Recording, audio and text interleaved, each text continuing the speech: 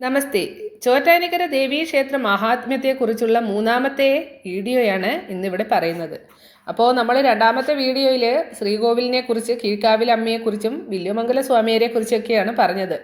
അപ്പോൾ ഈ വീഡിയോയിൽ പറയുന്നത് ധർമ്മശാസ്താവ്, അതേപോലെ ഉപദേവതകൾ, ഓണക്കുറ്റിച്ചിറയും യക്ഷിക്കളവും, അങ്ങനെ കുറേ കാര്യങ്ങളാണ് ഇന്നത്തെ വീഡിയോയിൽ പറയുന്നത്.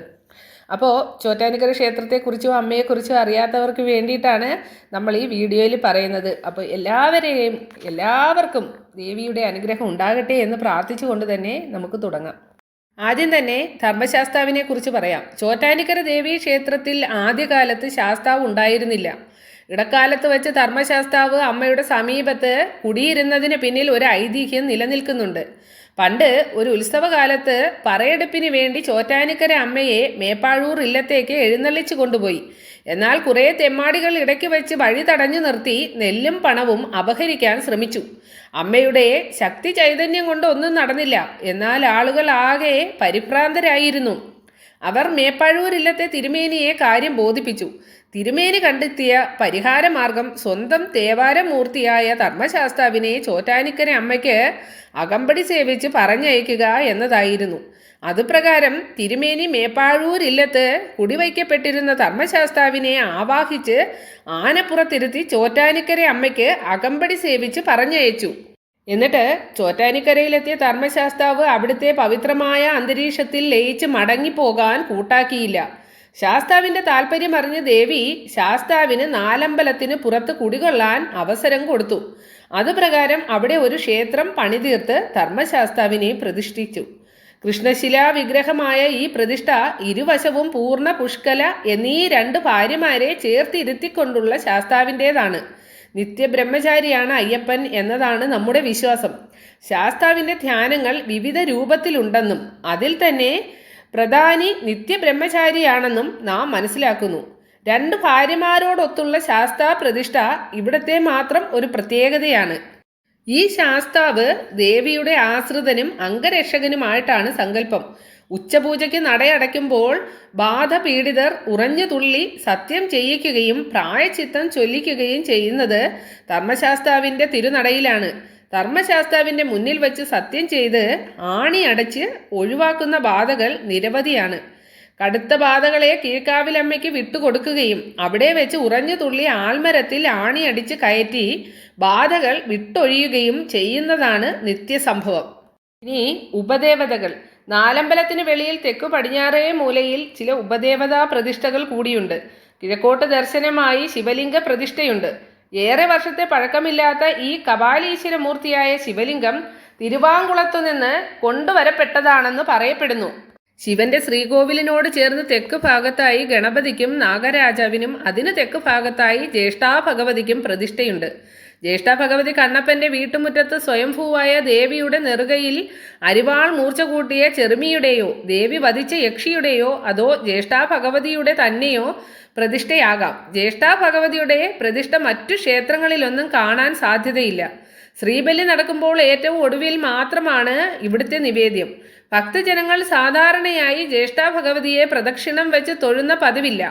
ശിവന്റെ ശ്രീകോവിലിന് നേരെ കിഴക്ക് ഭാഗത്തായിട്ടാണ് പവിഴമല്ലിത്തറ കാണുന്നത്. ദിവ്യ പശു ശയിച്ചിരുന്ന സ്ഥലത്തെ പവിഴമല്ലിത്തറ ശ്രീമൂലസ്ഥാനമായി കണ്ട് ഇന്നും ഭക്തജനങ്ങൾ ആരാധിച്ചു വരുന്നു. ഇനി ഓണക്കുറ്റിച്ചിറയും യക്ഷിക്കളവും അതിനെക്കുറിച്ച് പറയാൻ. ചോറ്റാനിക്കര ദേവീ ക്ഷേത്രത്തിൽ നിന്ന് കുറച്ച് വടക്ക് കിഴക്കായി ഓണക്കൂറുകാവ് എന്നൊരു കാവുണ്ട്.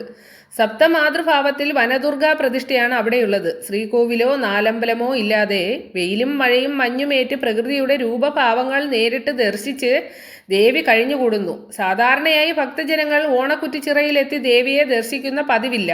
എന്നാൽ ഇവിടെ കാണുന്ന തീർത്ഥക്കുളം പവിത്രമായിട്ടുള്ളതായി കരുതുന്നു. രണ്ട് കുളങ്ങളുണ്ട്. ഒന്ന് വൃത്താകൃതിയിലും മറ്റൊന്ന് ചതുരാകൃതിയിലും ഉള്ളതാണ്. ഒന്നിലെ ജലം മറ്റേതിലേക്ക് ഒഴുകി പോകത്തക്ക വിധം രണ്ടും ചേർന്നാണ് സ്ഥിതി ചെയ്യുന്നത്. അതുപോലെ തന്നെ മറ്റൊരു ക്ഷേത്രത്തിലും കാണാത്തതായ ചില പ്രത്യേകതകൾ ചോറ്റാനിക്കര ക്ഷേത്രത്തിലുണ്ട്. അതുകൊണ്ട് തന്നെ ഇതൊരു അത്ഭുതമായി ഭക്തജനങ്ങൾ കരുതുന്നു. ഏതൊരു ക്ഷേത്രത്തിലും വിഗ്രഹത്തിൽ അഭിഷേകം ചെയ്ത തീർത്ഥജലം വടക്ക് ഭാഗത്തുള്ള ഓവിൽ ഇങ്ങനെ ചാല് വഴി പുറത്തേക്ക് വരിക പതിവാണ്. എന്നാൽ ചോറ്റാനിക്കര ക്ഷേത്രത്തിൽ എത്ര കുടം ജലം കൊണ്ട് അഭിഷേകം നടത്തിയാലും ഒരു തുള്ളി ജലം പോലും പുറത്തേക്ക് വരില്ല. സാധാരണ ക്ഷേത്രത്തിൽ വിഗ്രഹം അഷ്ടബന്ധമിട്ട് ഉറപ്പിച്ചാണ് പ്രതിഷ്ഠിക്കുന്നത്. വെള്ളം താഴേക്ക് ഇറങ്ങില്ല. മേൽക്കാവിലമ്മ സ്വയംഭൂവായതുകൊണ്ട് ഒരു തുള്ളി ജലം പോലും പുറത്തേക്ക് ഒഴുകാതെ നേരെ താഴ്ന്ന ഗുഹാമാർഗം വിഗ്രഹസ്ഥാനത്തു നിന്ന് 1.5 ഫർലോങ് വടക്ക് ഭാഗത്തുള്ള ഓണക്കൂർ തീർത്ഥക്കുളത്തിൽ എത്തിച്ചേരുന്നു. തീർത്ഥക്കുളം മലിനമാക്കാതെ പവിത്രമായി സങ്കല്പിച്ച് ഭക്തജനങ്ങൾ സംരക്ഷിച്ചു വരുന്നു. ഇവിടെ ദേവിക്കുള്ള നിവേദ്യം ചോറ്റാനിക്കര ക്ഷേത്രത്തിൽ നിന്ന് കൊണ്ടുവന്ന് നിവേദിക്കുകയാണ് പതിവ്.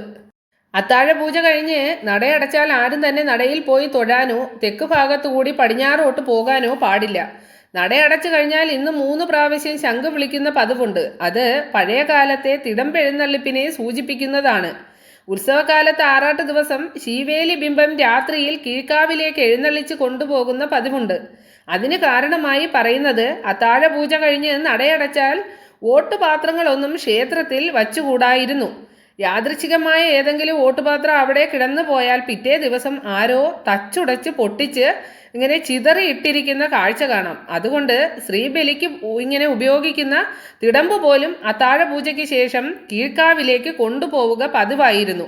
എന്നാൽ ഈ വിഷമതകൾക്ക് പരിഹാരം ഉണ്ടാകണമെന്ന് പ്രാർത്ഥിച്ചുകൊണ്ട് ഒരു തിരുമേനി ഇടിച്ചു പിഴിഞ്ഞ് പായസമുണ്ടാക്കി ദേവിക്കു നിവേദിച്ചതോടെ ഈ പ്രശ്നത്തിന് വലിയൊരു പരിഹാരമുണ്ടായി.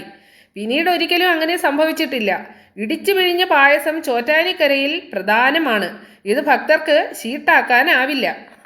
ഇത് ദേവസ്വം നേരിട്ട് നടത്തുന്നു. നേദിച്ച ശേഷം ക്ഷേത്രത്തിലെ കഴകം, മേളം തുടങ്ങിയ ജോലി ചെയ്യുന്ന അവകാശികൾക്ക് നൽകും. ബാക്കി വരുന്നത് ഭക്തർക്ക് ദാനമായിട്ട് കൊടുക്കും. നിത്യപൂജകളും വഴിപാടുകളും. അപ്പോൾ ലോകമാതാവായ ചോറ്റാനിക്കര അമ്മയുടെ തിരുനടയിൽ സാധാരണ ദിവസം രാവിലെ 4 മണിക്കും വെള്ളിയാഴ്ചകളിലും ഉത്സവ ദിനങ്ങളിലും മണ്ഡലകാലത്തും 3:30 ഇങ്ങനെ നടന്നു നിർമ്മാല്യ ദർശനം. പിന്നെ രാവിലെ 4 മണിക്ക് നട തുറക്കുന്നു. അതിനും എത്രയോ മുൻപ് തന്നെ ദേവിയെ തൊഴാൻ ഭക്തജനങ്ങൾ നടയിൽ ഇങ്ങനെ തിങ്ങി നിറഞ്ഞിരിക്കുമെന്ന് പ്രത്യേകം പറയേണ്ടതില്ല. മേൽശാന്തി നട തുറക്കുന്നതോടെ ഭക്തരുടെ അമേ വിളികളാലും നാമജപങ്ങളാലും അവിടെ മുഖരിതമാകുന്നു.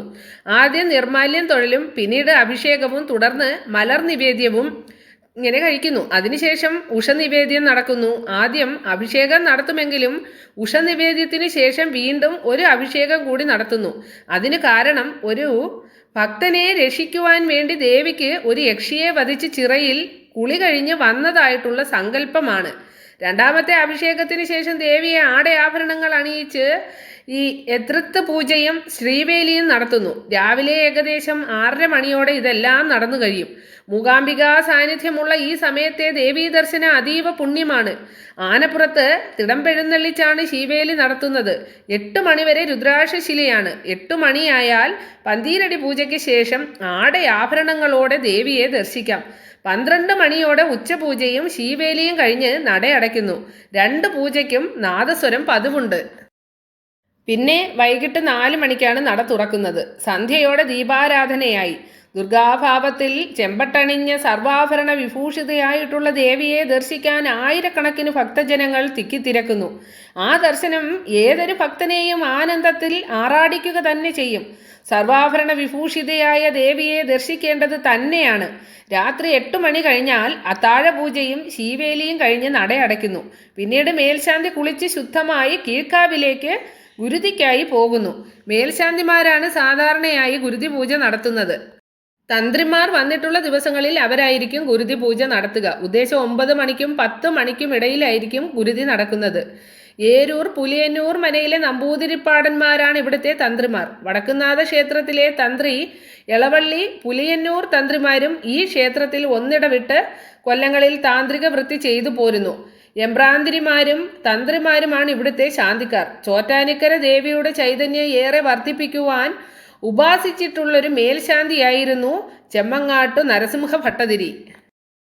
ചോറ്റാനിക്കര അമ്മയുടെ അത്താഴ ശീവേലി വളരെ നേരത്തെ കഴിയണമെന്നാണ് നിശ്ചയം. അത്താഴ ശീവേലി കഴിഞ്ഞ് തിടമ്പ് മേൽശാന്തി ശ്രീകോവിലിനകത്ത് വെച്ച് വേഗത്തിൽ ശ്രീകോവിൽ പൂട്ടി പുറത്തിറങ്ങുന്നു. അതിന് കാരണം അനേകം ദേവീദേവന്മാർ അമ്മയുടെ പാതാരവിന്ദങ്ങളിൽ പൂജയർപ്പിക്കാൻ കാത്തു നിൽക്കുകയാണെന്നാണ് വിശ്വാസം. അവരുടെ ദേവപൂജയ്ക്ക് വിഘ്നം വരാതിരിക്കാനാണ് മനുഷ്യപൂജ വേഗത്തിൽ കഴിച്ച് പുറത്തു കടക്കുന്നത്. ഇന്നും ആ പതിവ് തുടർന്നു വരുന്നു. രാത്രിയിൽ മണിയടിയും കൊട്ടിപ്പാടി പൂജയും മേളവും മന്ത്രങ്ങളും കേൾക്കുന്നതായാണ് പൂർവിക ആചാര്യന്മാർ പറയുന്നത്. തീർത്ഥക്കുളം മലിനമാക്കാതെ പവിത്രമായി സങ്കല്പിച്ച് ഭക്തജനങ്ങൾ സംരക്ഷിച്ചു വരുന്നു. കുംഭമാസത്തിൽ രോഹിണി നാൾ കൊടിയേറി ഉത്രനാൾ ആറാട്ടായി കൊണ്ടാടുന്ന 9 ദിവസത്തെ ഉത്സവമാണിവിടെ നടത്തപ്പെടുന്നത്. ഓരോ ദിവസവും പ്രത്യേക ആറാട്ടുണ്ട്. ദിവസവുമുള്ള ആറാട്ടിന് കാരണമായി പറയുന്നത് വേന്തനാട്ട് 7.5 ഗ്രാമക്കാരായിരുന്നു ക്ഷേത്രഭരണം നടത്തിയിരുന്നത്. ദിവസവും ഓരോ ഗ്രാമക്കാരുടെ ഉത്സവമായിരുന്നു. അതുകൊണ്ട് തന്നെ ദിവസവും ആറാട്ടും ഉൾപ്പെട്ടിരുന്നു. ഉത്സവ ദിവസങ്ങളിൽ ദേവി കാലത്ത് തന്നെ പറയ്ക്കും മറ്റുമായി പുറത്തേക്ക് എഴുന്നള്ളുന്നത് കൊണ്ട് ഉത്സവ സമയത്ത് ക്ഷേത്രത്തിൽ വഴിപാടുകളൊന്നും കാര്യമായി ഷീട്ടാക്കാറില്ല. ചോറ്റാനിക്കരയിലെ മകൻതൊഴൽ സ്ത്രീകൾക്ക് പ്രധാനമാണെങ്കിൽ അത്രത്തോളം തന്നെ പ്രാധാന്യത്തോടെയാണ് പുരുഷന്മാർ പൂരനാളിൽ ദേവീ ദർശനത്തിനെത്തുന്നത്. പൂരനാളിൽ ദേവിയെ പൂരപ്പറമ്പിലേക്ക് എഴുന്നള്ളിക്കും. 7 ആനപ്പുറത്ത് ദേവീദേവന്മാരെ എഴുന്നള്ളിക്കുന്നു. ചോറ്റാനിക്കര ദേവി, കീഴ്ക്കാവിലമ്മ, ഓണക്കൂർ ദേവി, കൂഴേറ്റിൽ ദേവി എന്നീ 4 ദേവിമാരും വിഷ്ണുവിൻ്റെ 2 വിധത്തിലുള്ള തിടമ്പും ശാസ്താവിൻ്റെ തിടമ്പും അങ്ങനെ 7 ആനപ്പുറത്താണ് എഴുന്നള്ളിപ്പ് നടക്കുന്നത്. ഇവർക്ക് പൂരപ്പറമ്പിൽ പ്രത്യേക സ്ഥാനങ്ങളുണ്ട്. ഗംഭീരമായ മേളവും വെടിക്കെട്ടും പൂരത്തിൻ്റെ മാറ്റ് കൂട്ടുന്നവയാണ്. പണ്ട് കാലത്ത് കൊടുങ്ങല്ലൂർ ഭരണിക്ക് തെറിപ്പാട്ട് പാടുന്നത് പോലെ ചോറ്റാനിക്കരയിലെ പൂരപ്പാട്ടും പ്രസിദ്ധമായിരുന്നു. മകം പിറ്റേ പൂരം. ദേശപ്പറയ്ക്ക് ശേഷം കിഴക്കേച്ചിറയിൽ ആറാട്ട്. അന്ന് പകൽ സമയം ദേവി വലിയ കീഴ്ക്കാവിൽ വിശ്രമിക്കും. വൈകിട്ട് പൂരം പുറപ്പാട്. കിഴക്കേ നടയിൽ ഒരുമിച്ച് കൂടുന്ന സമയത്ത് കാണിക്കയിടൽ പ്രധാനം. ഗംഭീര പൂരത്തിൻ്റെ അവസാനം വെടിക്കെട്ട്. പിറ്റേ ദിവസം ഉത്രത്തിൽ കിഴക്കേച്ചിറയിൽ ആറാട്ട്. എന്നിട്ട് കൊടിമരച്ചുവട്ടിൽ കൊടി ഇങ്ങനെ ഇറങ്ങുന്നതിന് മുമ്പായി കൊടിക്കൽപ്പറ വളരെ പ്രധാനമാണ്. പറ നിറയ്ക്കാനായി നാട്ടുകാരുടെ തിക്കും തിരക്കുമാണ്. ശേഷം കൊടിയിറങ്ങി 6 മണിയോടെ ക്ഷേത്രം മുഴുവൻ ലൈറ്റണച്ച് ഭൂതഗണങ്ങൾക്കായി വിട്ടുകൊടുക്കുന്നു. അന്ന് അമ്മ കീഴ്ക്കാവിലേക്ക് മേളത്തിൻ്റെ അകമ്പടിയോടെ പോകും. രാവിലെ മേളത്തിൻ്റെ അകമ്പടിയോടെ തിരിച്ച് മേൽക്കാവിലേക്ക് തന്നെ എഴുന്നള്ളും. അത്തം രാവിലെ മുതൽ ക്ഷേത്ര ചടങ്ങുകൾ പുനരാരംഭിക്കും. ആറാട്ട് കഴിഞ്ഞാൽ പിന്നെ യാതൊരുവിധ ഓട്ടുപാത്രങ്ങളിൽ ക്ഷേത്രത്തിൽ വച്ചുകൂടാ എന്നാണ് പ്രമാണം. ഓടിൻ്റെ ശീവേലി ബിംബം വരെ കീഴ്ക്കാവിലേക്ക് കൊണ്ടുപോകും. അന്നേ ദിവസം ദേവിയും ഭൂതപ്രേത പിശാചുക്കളും സ്വച്ഛന്തം ഇങ്ങനെ വിഹരിച്ച് ആടി തിമർക്കുമത്രേ. അത്തരം നാളിൽ ഭൂതപ്രേതാദികൾക്ക് വേണ്ടി കീഴ്ക്കാവിൽ ഭദ്രകാളിക്ക് 12 പറ ഉരുതി സമർപ്പിക്കും. അത് കഴിഞ്ഞ് രാവിലെ തന്നെ ശീവേലി ബിംബം മേൽക്കാവിലേക്ക് എഴുന്നള്ളിക്കുന്നു. ഇപ്രകാരം വളരെ വിപുലമായ ആഘോഷങ്ങളോടെയുള്ള ഉത്സവ ചടങ്ങുകളാണ് ചോറ്റാനിക്കരയിൽ അരങ്ങേറുന്നത്. 9 ദിവസം നീണ്ടു നിൽക്കുന്ന ഗംഭീരമായ ഉത്സവ ആഘോഷങ്ങൾക്ക് ശേഷം 10-ാം നാൾ അത്തം കുരുതി നടത്തുന്നു. വർഷത്തിൽ ഒരിക്കൽ മാത്രം മേൽക്കാവിലമ്മ കീഴ്ക്കാവിലമ്മയ്ക്ക് നൽകുന്ന ഈ പ്രത്യേക ഗുരുതി പൂജയിൽ നാട്ടുകാരും പങ്കെടുക്കുന്നു. അത്തം കുരുതിക്ക് മാത്രം ഉപയോഗിക്കുന്ന ചില പാത്രങ്ങളുണ്ട്. ദേവസ്വം കവ നടത്തുന്ന അത്തം കുരുതിക്ക് ശേഷം ക്ഷേത്രത്തിൽ വഴിപാടുകൾ, പൂജ, ഭജനം, കുരുതി തുടങ്ങിയവ സാധാരണ പോലെയാകും. എന്നിട്ട് ഉത്സവം കൊടി ഇങ്ങനെ ഏറിയാൽ പിന്നെ ദേവി ഊരു ചുറ്റാൻ ഇറങ്ങുന്നത് കൊണ്ട് ക്ഷേത്രത്തിൽ ഗുരുതി, ഭജനം, പ്രത്യേക വഴിപാടുകൾ ഇവയൊന്നും പതിവില്ല. ഉത്സവകാലത്ത് ദേവി പറയെടുപ്പിന് പുറത്തേക്ക് എഴുന്നള്ളുന്നു. ഓരോ പ്രദേശത്തും പ്രത്യേകം ദേശപ്പിറകളുണ്ട്. ദേവിക്ക് പറ നൽകാനായി ഭക്തജനങ്ങൾ അവിടെ ഒത്തുചേരുന്നു. ഓരോ ദേശത്തും ഭക്തജനങ്ങൾ ദേശപ്പറ മഹോത്സവമായി കൊണ്ടാടുകയാണ്. ഓരോ തരം പറകൾക്കും പ്രത്യേകം വില നിശ്ചയിക്കപ്പെട്ടിട്ടുണ്ട്. ഇത് ഓരോന്നിൻ്റെയും വില പറയാം. അരിക്ക് 170 രൂപ, മലരിന് 60, മഞ്ഞൾ 220, നെല്ല് 80, ശർക്കര 200 എന്നിങ്ങനെയാണ്. അപ്പോൾ ദേവി പറയെടുപ്പിനായി പുറത്തേക്ക് എഴുന്നള്ളുന്നത് കൊണ്ട് ക്ഷേത്രത്തിൽ പൂജകളെല്ലാം നേരത്തെ കഴിച്ച് കാലത്തെ 11 മണിയോടെ നട അടയ്ക്കുന്നു. മുറജപത്തെക്കുറിച്ച് പറയാം. ആദ്യകാലത്ത് മുറജപത്തിന് അത്ര പ്രാധാന്യം കൽപ്പിച്ചിരുന്നില്ല. എന്നാൽ ചെമ്മങ്ങാട്ട് നരസിംഹ ഭട്ടതിരിപ്പാട് മുറജപം ശക്തമാക്കിയത് അദ്ദേഹമാണ്. അപ്പോൾ ഭട്ടതിരി വെളുപ്പിന് ശ്രീകോവിലിനകത്ത് കയറി വൈകുന്നേരം വരെ ജലപാനമില്ലാതെ മുറജപം നടത്തി ദേവിയെ പ്രീതിപ്പെടുത്തുകയും ദേവി സന്തുഷ്ടയായി അദ്ദേഹത്തെ അനുഗ്രഹിക്കുകയും ചെയ്തു. അന്നു മുതൽ ദേവീ ചൈതന്യം വളരെയധികം വർദ്ധിച്ചതായാണ് അനുഭവം. അപ്പോൾ പട്ടപാദർ 100 മുറയോളം അഭിഷേകം ചെയ്തപ്പോൾ അമ്പലം ഒട്ടാകെ മാറിക്കഴിഞ്ഞു.